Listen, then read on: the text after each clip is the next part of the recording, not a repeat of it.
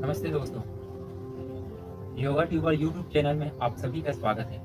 आज के इस वीडियो में हम पवन मुक्तासन भाग 1, जिसे वात निरोधक समूह भी कहा जाता है, इस समूह के आसनों के बारे में बात करेंगे। इस समूह के आसन को उन लोगों को करने के लिए कहा जाता है जो वात रोग, हृदय रोग, गठिया या फिर उच्च रक्तचाप से पीड़ित होते हैं, या फिर जिन्हें अधिक श्रम वाले आसन करने के लिए नहीं कहा जाता, उसको इस समूह के आसन को करने के लिए कहा जाता है। इस समूह के आसन को करने से हमारे जोड़ें ढीली होती है, साथ ही हमारे शरीर की मांसपेशियां काफ़ी फ्लेक्सिबल, काफ़ी लचीला बनता है। तो चलिए जानते हैं इस समूह के आसनों के बारे में। सबसे पहले इस समूह के आसन को करने के लिए अपने दोनों पैरों को इस तरीके से सीधा फैला लेंगे। अपने दोनों हाथों को अपनी कमर के पीछे ले जाएंगे। इस तरीके से कोशिश करेंगे कि आपका कमर, गर्दन और सिर पूरी तरीके से सीधा रहे, पूरी तरीके से स्ट्रेट रहे, और हल्का सा बॉडी को पीछे की ओर झुकाएंगे और अपने हाथों से शरीर को सहारा देंगे। ये हो गया बेस पोजीशन, यानी प्रारंभिक स्थिति इस ग्रुप के आसन को करने के लिए। कोशिश करेंगे कि जब आप दोनों पैरों को फैलाएं तो आपका जो पैर का तलवा है और जो पैर की टोस है, पैर की जो उंगलियां हैं, वो पूरी तरीके से सीधा हो। पैर का तलवा पूरी तरीके से जमीन से लंबवत हो, पूरी तरीके से परपेंडिकुलर हो।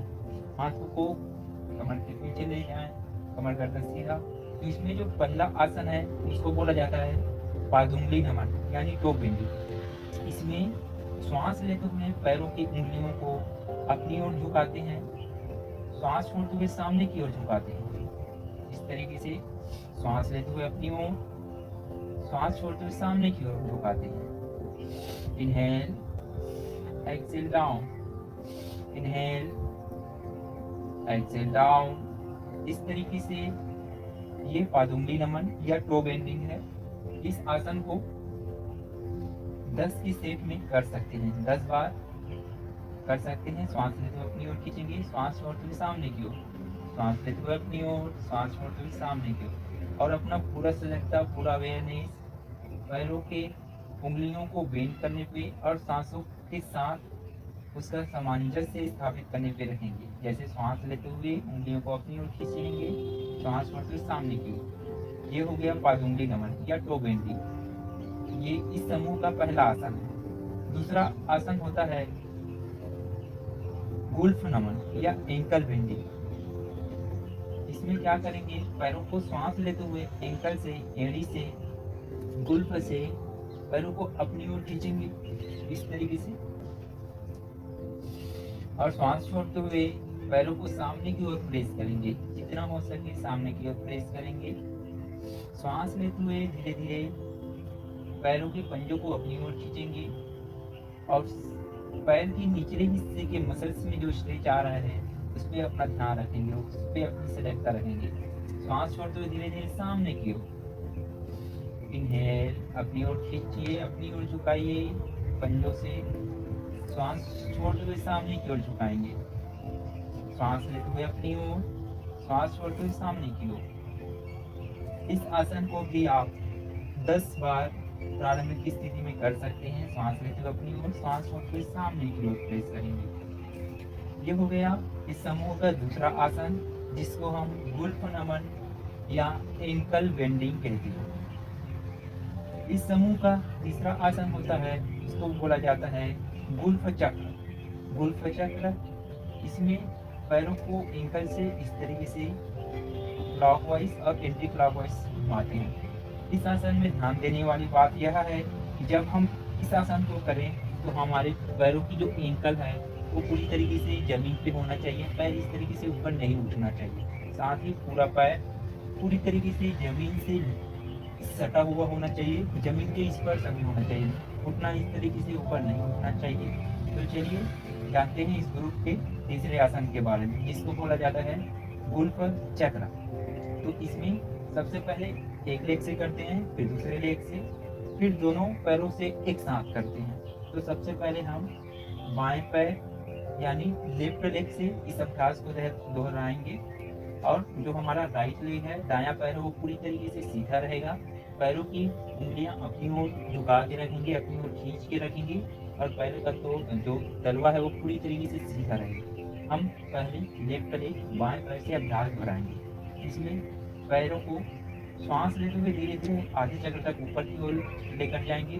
श्वास छोड़ते हुए धीरे धीरे नीचे। Inhale up, exhale down. सांस लेते हुए धीरे धीरे ऊपर, सांस छोड़ते हुए धीरे धीरे नीचे। सांस लेते हुए धीरे धीरे ऊपर, सांस छोड़ते हुए नीचे। इस तरीके से 7 बार क्लॉकवाइज और 7 बार एंटी क्लॉकवाइज। सांस लेते हुए धीरे धीरे ऊपर, सांस छोड़ते हुए नीचे। सांस लेते हुए आधे चक्र तक ऊपर लेकर जाएं, सांस छोड़ते हुए धीरे धीरे नीचे। इस तरीके से बाएं पैर लेफ्ट लेग से 7 बार इस अभ्यास को दोहराएंगे। फिर लेफ्ट लेग को पूरी तरीके से सीधा करेंगे।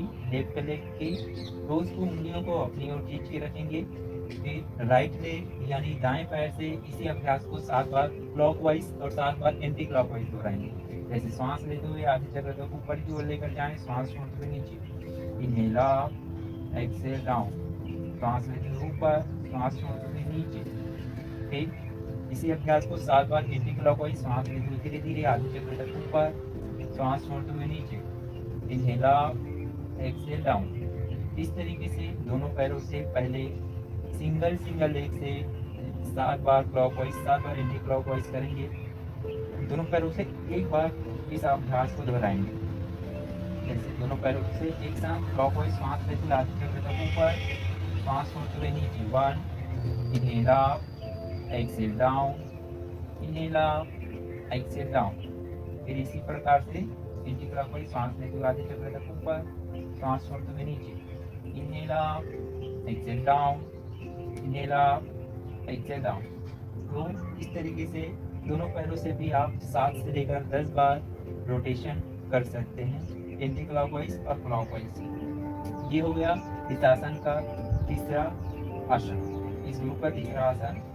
इसी में चौथा आसन होता है, उसको बोला जाता है गुल्फ घूर्णन यानी एंकल फ्रेज। इसमें क्या करते हैं, सबसे पहले हम अपने राइट लेग को लेफ्ट लेग की थाई के ऊपर रखते हैं इस तरीके से, और अपना जो लेफ्ट लेग है यानी बायां जो पैर है उसको पूरी तरीके से सीधा रखेंगे। पैर की तलवा अपनी ओर खींच के रखेंगे, उंगलियों को भी अपनी ओर झुका के रखेंगे। राइट लेग को लेफ्ट थाई के ऊपर इस प्रकार से रखेंगे कि जो लेफ्ट लेग का जो एंकल है, जो एरिया है, वो थाई से हल्का सा बाहर की ओर निकले। फिर अपने लेफ्ट हैंड से राइट लेग के टोस को, फिंगर्स को पकड़ेंगे, और अपने राइट हैंड से अपने जो एंकल है उससे हल्का सा बाहर की ओर यानी आपकी घुटने की तरफ थोड़ा सा पकड़ के रखेंगे इस तरीके से। कमर गर्दन पूरी तरीके से सीधा रखेंगे। नीचे वाले पैरों के टोस को अपनी ओर खींच के रखेंगे। फिर इसी में सांस लेते हुए धीरे धीरे आधे चक्र तक ऊपर की ओर रोटेट करेंगे। सांस छोड़ते हुए धीरे धीरे नीचे, सांस लेते हुए धीरे धीरे ऊपर, सांस छोड़ते हुए धीरे धीरे नीचे। Inhale up, exhale down. इस तरीके से आप 10 बार क्लॉकवाइज, फिर 10 बार एंटी क्लॉकवाइज रोटेशन करें। सांस लेते हुए धीरे धीरे ऊपर, सांस छोड़ते हुए धीरे धीरे नीचे। सांस लेते हुए धीरे धीरे ऊपर, सांस छोड़ते हुए धीरे धीरे नीचे। इस तरीके से हमने राइट लेग यानी दाएं पैर से अभ्यास को किया है 10 बार क्लॉकवाइज, 10 बार एंटी क्लॉकवाइज। फिर इसी में पैरों को बदल के यानी लेफ्ट लेग बाएं पैर से इसी अभ्यास को करेंगे। बाएं पैर के लिए बाएं पैर के लिए करेंगे यानी लेफ्ट लेग के लिए करेंगे, तो राइट लेग पूरी तरीके से सीधा, टोस अपनी ओर खींच के रखेंगे। पैर का जो सोल है वो पूरी तरीके से सीधा। फिर हमारे राइट हैंड से लेफ्ट लेग के टोस को पकड़ेंगे। लेफ्ट हैंड से फिर से एंकल के हल्का सा बाहर की ओर पकड़ेंगे। कमर गर्दन सीधा करेंगे। फिर इसी में सांस लेते हुए धीरे धीरे आधे चक्र तक ऊपर की ओर रोटेट, सांस छोड़ते हुए नीचे। Inhale up, exhale down, inhale up, exhale down. इस तरीके से आप 10 बार क्लॉकवाइज और 10 बार एंटी क्लॉकवाइज रोटेट करेंगे। तो ये हो गया इस समूह का चौथा आसन, जिसे हम एंकल क्रेन या गुल्फ घूर्णन कहते हैं। इस समूह के पांचवें आसन का नाम है जानुफलक आकर्षण या नी कैप कॉन्ट्रैक्शन। योग की भाषा में जानु का मतलब हमारा घुटना होता है, जिसको जानु बोला जाता है। तो इसमें जानुफलक आकर्षण के लिए हम सबसे पहले बेस पोजीशन यानी प्रारंभिक स्थिति में आते हैं। दोनों पैरों को सामने की ओर फैला लेंगे, दोनों हाथों को पीछे की ओर हल्का सा पीछे की ओर झुकेंगे और हाथों से शरीर को सहारा देंगे। इसमें क्या करेंगे, श्वास लेते हुए अपने जो घुटना है, हमारा जो घुटना है उसके आसपास की जो भी मसल है उसको संकुचित करेंगे, उसको कॉन्ट्रैक्ट करेंगे। अपनी थाई मसल को कॉन्ट्रैक्ट करते हुए सांस लेंगे और पैरों का जो टोस है, पैरों की जो उंगलियां हैं उसको अपनी ओर खींच के रखेंगे इस तरीके से। ये श्वास छोड़ते हुए पूरी तरीके से रिलैक्स। श्वास लेते हुए अपने थाई मसल्स को कॉन्ट्रैक्ट करेंगे, नी कैप को लॉक करेंगे, पैरों की उंगलियों को अपनी ओर झुका के रखेंगे, अपनी ओर खींच के रखेंगे।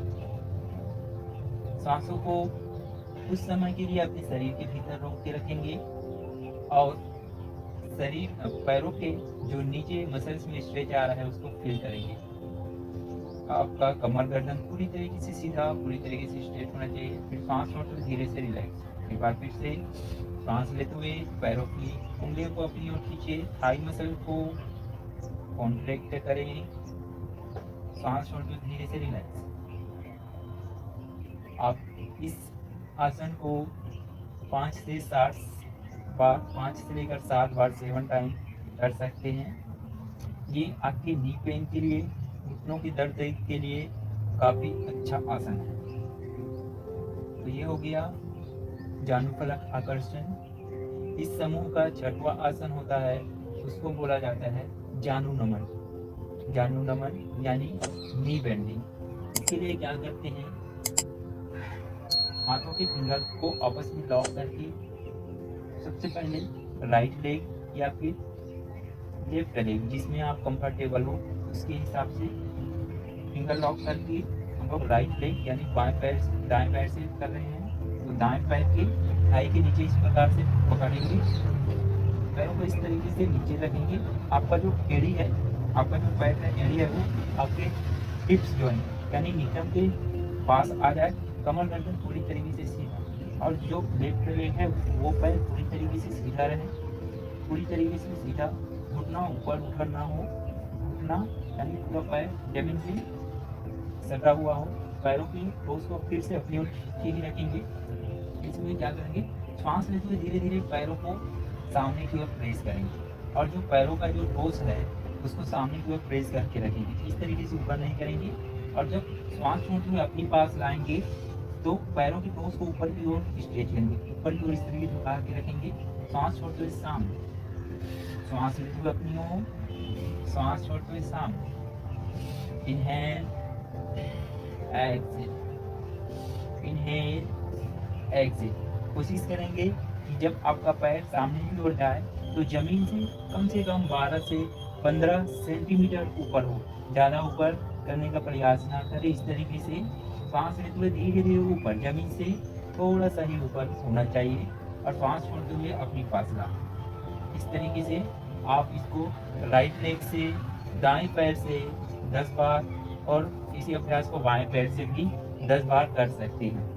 सांस लेते हुए पैर सीधा, सांस छोड़ते हुए अपनी पास, सांस छोड़ते हुए पैर सीधा, सांस छोड़ते हुए अपने थाइस को अपने चेस्ट के पास लाएं, अपनी जंघाओं को अपने छाती के पास लाएं, सांस छोड़ते हुए पैर सीधा।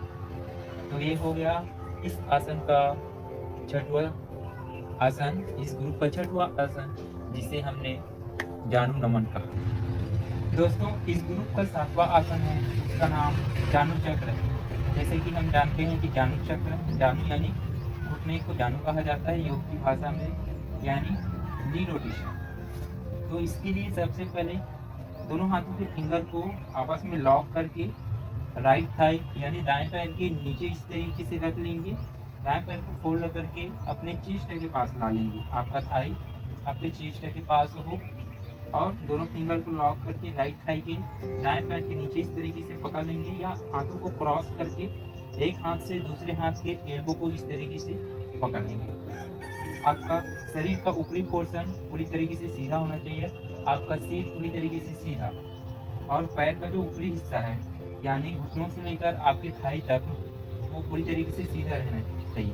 अब इसी में श्वास लेते हुए धीरे धीरे पैर को घुटनों से आगे चक्र तक ऊपर की ओर लेकर जाएंगे, श्वास छोड़ते हुए धीरे धीरे नीचे, फिर से श्वास लेते हुए धीरे धीरे आधे चक्र तक ऊपर, श्वास छोड़ते हुए नीचे। इस तरीके से दाएं पैर यानी राइट लेग से आप 10 बार क्लॉकवाइज रोटेशन और 10 बार एंटी क्लॉकवाइज रोटेशन कर लेंगे। श्वास लेते धीरे धीरे ऊपर, श्वास छोड़ते हुए नीचे। फिर राइट लेग को सीधा करके इसी अभ्यास को लेफ्ट लेग से कर लेंगे। जब एक पैर से करेंगे तो जो दूसरा पैर है वो जमीन पे पूरी तरीके से जमीन पे पूरी तरीके से लगा हुआ होना चाहिए। दूसरा पैर का जो सोल है और जो टोस है वो अपनी ओर खींच के रखेंगे। फिर इसी अभ्यास को 10 बार लेफ्ट लेग बाएं पैर से दोहराएंगे। सांस लेते हुए धीरे धीरे ऊपर, सांस छोड़ते हुए धीरे धीरे नीचे। सांस लेते हुए आधे चक्र तक ऊपर लेकर जाएं, सांस छोड़ते हुए धीरे धीरे नीचे। इसी में 10 बार क्लॉकवाइज, 10 बार एंटी क्लॉकवाइज रोटेशन दाएं पैर से बाएं पैर से कर लेंगे, लेफ्ट लेग से कर लेंगे। तो ये होगा इस समूह का 7वां आसन। इस समूह का 8वां आसन का नाम है अर्ध तितली आसन। अर्ध तितली आसन कैसे करेंगे देख लेंगे। सबसे पहले अपनी दाएं पैर राइट लेग को लेफ्ट थाई की रूट के पास लाएंगे इस तरीके से, और आपका लेफ्ट लेग बायां पैर पूरी तरीके से सीधा रखेंगे और अपने बाएं हाथ से लेफ्ट हैंड से दाएं पैर का जो पंजा है उसको इस प्रकार से पकड़ के रखेंगे। कमर गर्दन पूरी तरीके से सीधा, लेफ्ट लेग पूरी तरीके से सीधा।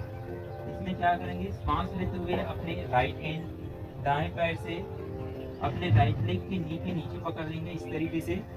फिर सांस लेते हुए धीरे धीरे अपने घुटने को अपने चेस्ट के पास लाने का प्रयास करेंगे, जितना हो सके उतना पास लाने का प्रयास करें। फिर सांस छोड़ते हुए धीरे धीरे अपने राइट लेग को नीचे की ओर प्रेस करें, नीचे की ओर दबाते जाएं। कोशिश करें कि आपके पैरों की जो घुटने हैं वो जमीन से स्पर्श कर जाए। सांस लेते हुए धीरे धीरे ऊपर, सांस छोड़ते हुए धीरे धीरे नीचे, सांस लेते हुए धीरे धीरे ऊपर, सांस छोड़ते हुए धीरे धीरे नीचे। आप भी इस आसन को भी 10 बार दोहरा सकते हैं। ये हो गया राइट लेग से। उसी प्रकार आप लेफ्ट लेग यानी बाएं पैर से ही अर्ध तितली आसन को दोहराएं। लेफ्ट लेग को राइट थाई के रूट के पास रख लें, राइट लेग की पंजे पूरी तरीके से सीधा, और अपने राइट हैंड से लेफ्ट लेग के टोस को पकड़ के रखें। फिर अपने लेफ्ट हैंड से लेफ्ट नी को पकड़ ले। सांस लेते हुए धीरे धीरे लेफ्ट लेग को अपने थाइस के पास, अपने थाइस को अपने चेस्ट के पास लाने का प्रयास करें। सांस छोड़ते हुए धीरे धीरे नीचे, इनहेल करते हुए धीरे धीरे ऊपर, एक्सहेल करते हुए धीरे धीरे नीचे। इस तरीके से आप लेफ्ट और राइट लेग दोनों से 10-10 बार अर्ध तितली आसन का अभ्यास कर सकते हैं। पवन मुक्तासन भाग 1, जिसे हमने वात निरोधक समूह के आसन कहा, उसका जो 9वां आसन है उसको श्रोणी चक्र या हिप रोटेशन कहते हैं। तो चलिए जानते हैं हिप रोटेशन कैसे करते हैं। तो इसके लिए सबसे पहले अपने राइट लेग को अपने लेफ्ट थाई के ऊपर इस प्रकार से रख लेंगे। फिर अपने राइट हैंड से अपने राइट लेग के नी के नीचे इस प्रकार पकड़ेंगे और लेफ्ट हैंड से राइट लेग पे को पकड़ लेंगे। अब इसी में अपने जो मसल्स है उसका यूज करते हुए घुटनों से एक वृत्त बनाने का प्रयास करेंगे और हिप्स को रोटेट करेंगे। देखते हैं ऐसा। पहले दोनों घुटनों को पास पास लाने का प्रयास करेंगे। राइट लेग का घुटना लेफ्ट लेग के घुटने के पास ला लेंगे। फिर इसी को इस तरह से सांस लेते हुए धीरे धीरे ऊपर की ओर लेकर जाएंगे। जब ऊपर लाएंगे तो कोशिश करेंगे कि जो आपका नी है वो आपके चेस्ट के पास आ जाए ऐसा, और सांस छोड़ते हुए इसी को धीरे धीरे नीचे की ओर प्रेस करेंगे। जब नीचे लाएंगे तो कोशिश करेंगे घुटना जमीन के स्पर्श में होते हुए जाए। सांस लेते हुए ऊपर, सांस छोड़ते हुए धीरे धीरे नीचे, इनहेल अप, एक्सहेल डाउन। इस तरीके से 10 बार क्लॉकवाइज और 10 बार अपोजिट एंटी क्लॉकवाइज। सांस लेते हुए ऊपर, सांस छोड़ते हुए नीचे। इनहेला एक्सेल डाउन। इस तरीके से बाएं पैर जो लेफ्ट लेग है उससे 10 बार कर लेंगे और राइट लेग से भी 10 बार इस तरीके से कर लेंगे। ये हो गया सोनी चक्र। जैसे लेफ्ट लेग से करेंगे तो इस प्रकार से लेफ्ट लेग को राइट थाई के ऊपर रख लेंगे। सांस लेते हुए धीरे धीरे लेग को ऊपर लेकर आए, सांस छोड़ते हुए धीरे धीरे नीचे। 1 इनहेला एक्सेल करते हुए डाउन, फिर एंटी क्लॉकवाइज इनहेला एक्सेल डाउन। तो 10 बार दोनों लेग से क्लॉकवाइज एंटी क्लॉकवाइज करना है। ये हो गया इस ग्रुप का 9वां आसन श्रोणी चक्र या हिप चक्रासन। इस ग्रुप का 10वां आसन है उसको बोला जाता है पूर्ण तितली आसन यानी फुल बटरफ्लाई पोज। तो इसके लिए सबसे पहले दोनों पैरों को फोल्ड कर लेंगे इस प्रकार से। दोनों पैरों के सोल को तलवों को पास पास रखेंगे और दोनों हाथों के फिंगर को लॉक करके पैर के नीचे इस प्रकार से पकड़ लेंगे। कोशिश करेंगे कि जो दोनों पैर की जो एरिया है वो बॉडी के हमारे शरीर के जितना करीब हो जाए उतना अच्छा है, जितना करीब हो जाए उतना लाने का प्रयास करें। कमर गर्दन सीधा करेंगे, फिर यहीं से दोनों घुटनों को इस प्रकार से ऊपर नीचे करेंगे। सांस लेते हुए ऊपर नीचे नॉर्मल ब्रीथिंग करते रहेंगे। सामान्य श्वसन इनहेल एक्सेल, सामान्य श्वसन करते हुए दोनों पैरों को अप एंड डाउन, जैसे तितली अपने पंखों को अप एंड डाउन करते हैं वैसे। इस आसन की कुछ सीमाएं हैं, जैसे इस आसन को कमर दर्द वाले और साइटिका के जो पेशेंट है उसको नहीं करवाना है, तो ये पूर्ण तितली आसन की कुछ सीमा है। तो इस प्रकार से आप 25 से 30 बार अपने डाउन करेंगे। ये जो आसन है वो ध्यान के आसन में बैठने के लिए हमारे बॉडी को अनुकूल बनाता है। इसी में आप लेग को अप एंड डाउन कर सकते हैं। राइट हैंड से राइट नी को पकड़ लें, लेफ्ट हैंड से लेफ्ट नी को पकड़ लें। सांस को धीरे धीरे ऊपर, सांस को धीरे धीरे नीचे। इनहेला एक्सेल डाउन। इस प्रकार से आप 10 बार लेग को ऊपर नीचे कर सकते हैं। तो ये था इस ग्रुप का 10वां आसन। इस ग्रुप का जो 11वां आसन है उसको बोला जाता है मुष्टिका बंधन या मुट्ठी बांधना, हैंड क्लेंजिंग। तो इसके लिए सबसे पहले दोनों हाथों को अपने कंधों के समानांतर सामने की ओर फैला लेंगे। जो हाथों की उंगलियों अच्छे से इस प्रकार से फैला के रखेंगे। फिर इसमें सांस लेंगे, सांस छोड़ते हुए अंगूठे को अंदर करते हुए इस प्रकार से मुट्ठी बंद करेंगे। इनहेल करते हुए हाथों को अच्छे से फैलाएंगे और सांस छोड़ते हुए अंगूठा अंदर करते हुए मुट्ठी बंद करेंगे। इनहेला एक्सेल मुट्ठी बंद, inhale exhale 2, inhale exhale side से देख लें। सांस लेते हुए हाथों को खोलेंगे, सांस छोड़ते हुए मुट्ठी बंद करेंगे। Inhale exhale. तो ये हो गया इस ग्रुप का 11वां आसन मुष्टिका बंधन। इसी में 12वां आसन है उसको बोला जाता है रिस्ट बेंडिंग मणिबंध नमन, यानी हमारे कलाई से हाथों को ऊपर की ओर मोड़ना है और नीचे की ओर फोल्ड करना है। इसके लिए जो हाथों के फिंगर्स है उसको आपस में इस प्रकार से मिला के रखेंगे। हाथों के फिंगर्स इस प्रकार से आपस में मिला हुआ हो। यहीं से सांस लेते हुए धीरे धीरे हाथों को ऊपर की ओर बेंड करेंगे। सांस छोड़ते हुए धीरे धीरे नीचे। इनहेला एक्सेल डाउन। इसमें कोशिश करेंगे, ध्यान रखेंगे कि जब आप हाथों को रिस्ट से कलाई से ऊपर की ओर फोल्ड करें या नीचे की ओर फोल्ड करें तो आपका जो एल्बो है कोहनी से हाथ नीचे या ऊपर की ओर फोल्ड ना हो, नीचे या ऊपर की ओर ना हो। पूरी तरीके से हाथों को कंधों के समानांतर रखेंगे। जो हाथ है, जो भुजा है वो जमीन के पैरेलल हो जाए ऐसा प्रयास करेंगे। सांस लेते हुए आप, सांस छोड़ते हुए डाउन, इनहेला एक्सेल डाउन। इस तरीके से आप 10 बार इसको अप एंड डाउन करेंगे। तो ये था इस ग्रुप का 12वां आसन मणिबंध नमन या रिस्ट बेंडिंग। दोस्तों इस ग्रुप का जो 13वां आसन है उसको मणिबंध चक्र यानी रिस्ट जॉइंट रोटेशन कहा जाता है। इसके लिए सबसे पहले हम अपने राइट हैंड को अपने शोल्डर के पैरेलल रखते हैं, कंधों के समानांतर रखते हैं, हाथ जमीन के पैरेलल और इसका ध्यान रखें इस प्रकार से। फिर अंगूठा को अंदर करते हुए मुट्ठी बंद कर लेते हैं।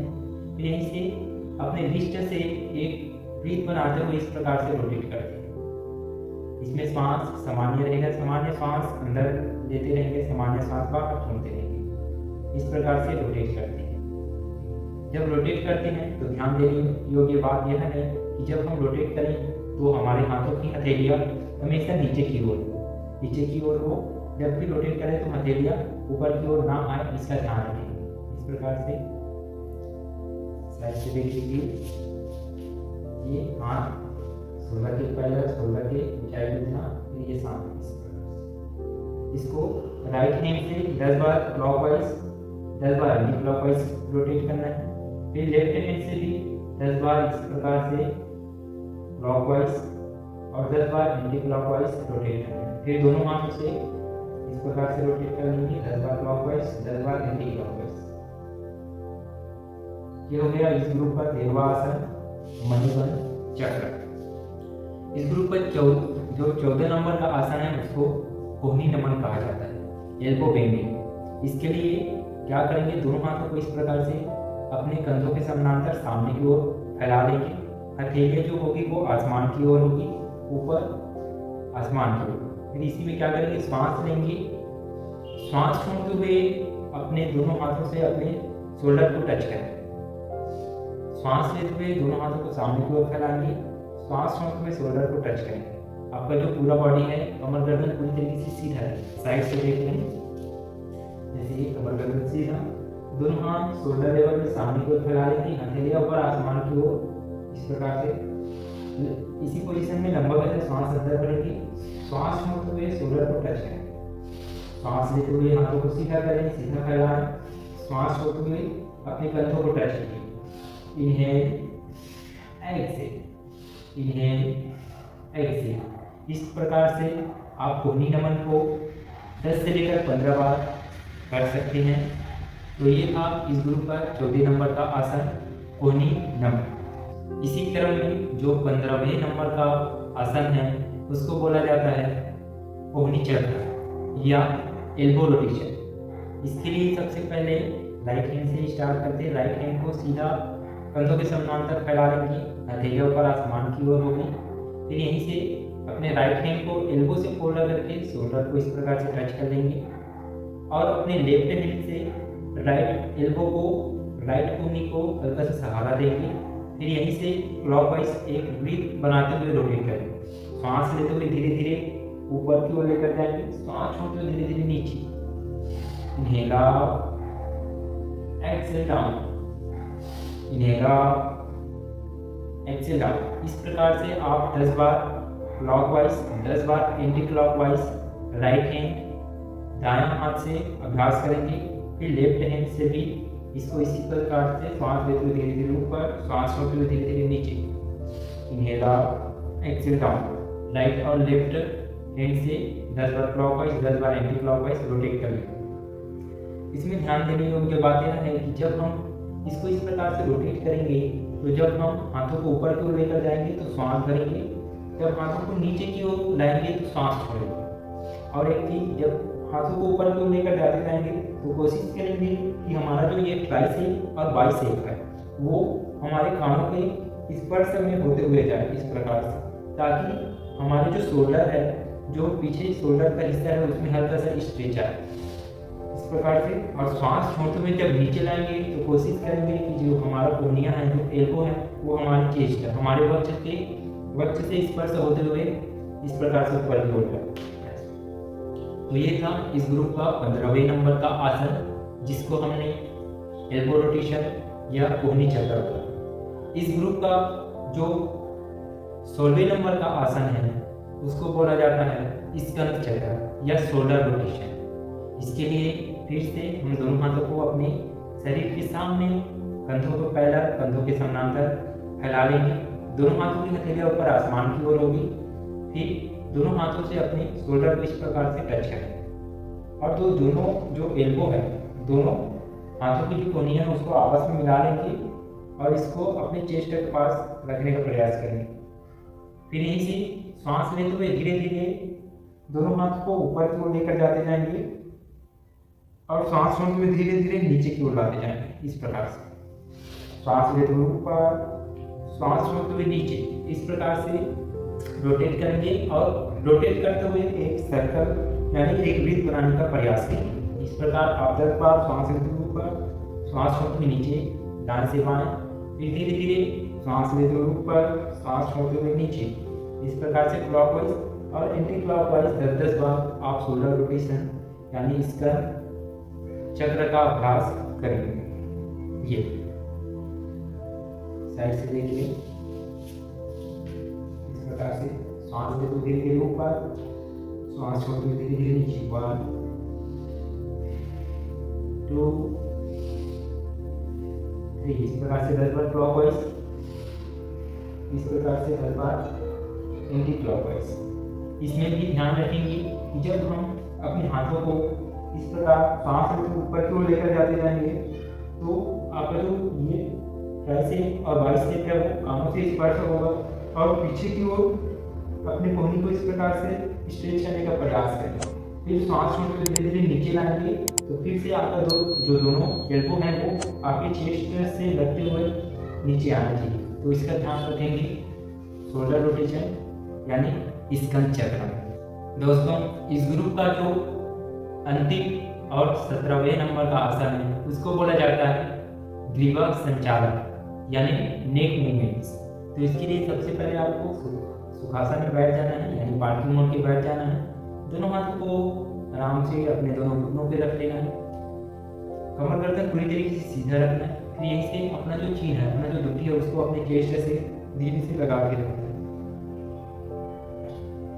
फिर धीरे धीरे श्वास लेते हुए धीरे धीरे अपने हेड को धीरे धीरे ऊपर की ओर लेकर जाएंगे और ऊपर लेकर जाते हुए अपने जो नेक के रीजन में, अपने गले के जो हिस्से में जो स्ट्रेच हो रहा है उसको महसूस करेंगे। फिर सांस छोड़ते हुए धीरे धीरे नीचे की ओर लेकर आएंगे। सांस लेते हुए धीरे धीरे ऊपर, सांस छोड़ते हुए धीरे धीरे नीचे। इस प्रकार से आप नेक को अप एंड डाउन करेंगे 10 बार। सांस लेते हुए धीरे धीरे ऊपर की ओर लेकर जाएंगे, सांस छोड़ते हुए धीरे धीरे नीचे। इस आसन में ध्यान देने योग्य बात यह है कि जो व्यक्ति हाई बीपी, सर्वाइकल स्पॉन्डिलाइसिस या फिर गले से संबंधित किसी भी प्रकार की समस्याओं से गुजर रहा हो वो इन अभ्यासों को इग्नोर करेंगे, इन अभ्यासों को नहीं करेंगे। तो ये हो गया अप एंड डाउन। फिर ये इसी में नेक को दाएं और बाएं ट्विस्ट करते हैं। इसमें सांस लेते हुए सेंटर में रहेंगे, लंबा गहरा सांस अंदर भरेंगे, सांस छोड़ते हुए धीरे धीरे अपने नेक को लेफ्ट साइड ट्विस्ट करते जाएंगे और ट्विस्ट करते हुए ध्यान देंगे कि आपका जो चीन है वो आपके शोल्डर पे फैला रहा है, ऐसा प्रयास करेंगे। सांस लेते हुए धीरे धीरे सेंटर में आएंगे, सांस छोड़ते हुए अपने नेक को अपोजिट साइड यानी राइट साइड ट्विस्ट करते जाएंगे। सांस लेते हुए सेंटर, सांस छोड़ते हुए लेफ्ट साइड, सांस लेते हुए सेंटर, सांस छोड़ते हुए राइट साइड। इस तरीके से आप इस अभ्यास को भी 10 बार लेफ्ट साइड, 10 बार राइट साइड ट्विस्ट करेंगे। फिर इसी का तीसरा वेरिएशन होता है, उसमें हम अपने हेड को लेफ्ट साइड और राइट साइड बेंड करते जाएंगे। फिर से कमर गर्दन सीधा करके सीधा सुखासन में बैठ जाएंगे, लंबा गहरा सांस अंदर भरेंगे, सांस छोड़ते हुए धीरे धीरे अपने हेड को लेफ्ट साइड बेंड करते जाएंगे, बिल्कुल भी तनाव के साथ, दबाव के साथ और पूरी इस अभ्यास को नहीं करेंगे। अपने नेक की मसल्स को पूरी तरीके से ढीला छोड़ते हुए अभ्यास को करेंगे। सांस लेते हुए सेंटर में आएंगे, सांस छोड़ते हुए धीरे धीरे अपने हेड को राइट साइड बेंड करते जाएंगे। सांस लेते हुए सेंटर, सांस छोड़ते हुए लेफ्ट साइड, सांस लेते हुए सेंटर, सांस छोड़ते हुए राइट साइड। इस प्रकार से आप इस अभ्यास को भी 10 बार दाएं साइड, 10 बार बाएं साइड करेंगे। और इसमें ध्यान रखेंगे कि जब आप अपने नेक को, अपने गर्दन को यदि लेफ्ट साइड इस प्रकार से झुका रहे हैं तो अपने लेफ्ट शोल्डर को इस प्रकार से ऊपर नहीं करेंगे। लेफ्ट शोल्डर और राइट शोल्डर को पूरी तरीके से रिलैक्स, पूरी तरीके से ढीला छोड़ के रखेंगे। केवल अपने नेक को ही धीरे धीरे डाउन करते जाएंगे, धीरे धीरे झुकाते जाएंगे। जब आप इस प्रकार से झुकाएंगे, यदि आप अपने नेक को लेफ्ट साइड झुकाएंगे तो आपके नेक के राइट पोर्शन पे हल्का सा स्ट्रेच आएगा, उसको महसूस करेंगे। फिर सांस लेते हुए सेंटर, सांस छोड़ते हुए जब आप नेक को राइट साइड बेंड करेंगे तो आपके लेफ्ट नेक के यहाँ पे हल्का सा स्ट्रेच आएगा, उसको फील करेंगे। तो ये था नेक मूवमेंट। फिर इसी में इसका चौथा वेरिएशन होता है, उसमें हम पूरे हेड को, पूरे नेक को 360 डिग्री रोटेट करते हैं। इसके लिए सबसे पहले अपने चिन को चेस्ट से इस प्रकार से लगा के रखेंगे। श्वास लेते हुए धीरे धीरे हाफ सर्कल तक अपने नेक को ऊपर लेकर जाएंगे, अपने हेड को ऊपर लेकर जाएंगे। फिर श्वास में तो धीरे धीरे नीचे लेकर आएंगे, श्वास भरते हुए धीरे धीरे ऊपर लेकर जाए, श्वास भरते हुए धीरे धीरे नीचे लेकर आए। इस प्रकार से आप इसको 10 बार क्लॉकवाइज, 10 बार एंटी क्लॉकवाइज रोटेट करेंगे। फिर इसी प्रकार से एंटी क्लॉकवाइज सांस लेते हुए धीरे धीरे ऊपर, सांस छोड़ते हुए धीरे धीरे नीचे। इनहेल लिया, एक्सहेल करते हुए डालें। इस प्रकार से आप 10 बार क्लॉकवाइज, एंटी क्लॉकवाइज पूरा 360 डिग्री रोटेट करेंगे। तो ये था इस ग्रुप का अंतिम यानी 17वें नंबर का आसन, रिवर्स संचालन यानी नेक मूवमेंट। तो इस प्रकार से पवन मुक्तासन भाग 1 का जो सीरीज है वो खत्म होता है, जिसको हमने वात निरोधक समूह के आसन कहा। इस समूह के आसन को करने से आपको जो वात से 80 प्रकार की रोग होती है उससे छुटकारा मिलता है। यानी आयुर्वेद में वात पित्त का 3 दोष बताए गए हैं, जिसमें से वात से 80 प्रकार के रोग, पित्त से 40 प्रकार से और कफ से 20 प्रकार से रोग होते हैं, इस प्रकार से बताया गया है। तो ये जो भाग 1 था, पवन मुक्तासन भाग 1 का जो सीरीज था वो हाथों के जॉइंट के लिए यानी पूरे शरीर में जितने भी जॉइंट होते हैं उसके लिए काफ़ी फायदेमंद है। और इस ग्रुप के सभी आसनों को करने से हमारे बॉडी में जितने भी जॉइंट है, जितने भी हड्डियां हैं, लगभग उन सभी का एक्सरसाइज हो जाता है। और इस ग्रुप के जो आसन होता है वो ये सब सूक्ष्म व्यायाम के अंतर्गत आते हैं। और ये हाई बीपी वालों के लिए, गठिया रोग वालों के लिए या जो हृदय रोग से पीड़ित है उन सब के लिए काफ़ी फायदेमंद होता है। तो ऐसे ही अमेजिंग वीडियो के लिए आप हमारे इस चैनल को सब्सक्राइब जरूर कर दीजिए। हम ऐसे ही आप सभी के लिए अलग अलग बीमारियों से संबंधित योग थेरेपी और प्राणायाम का वीडियो रेगुलर इस चैनल पे अपलोड करते रहेंगे, ताकि आप अपने स्वास्थ्य का और अपने हेल्थ का ध्यान रख सकें।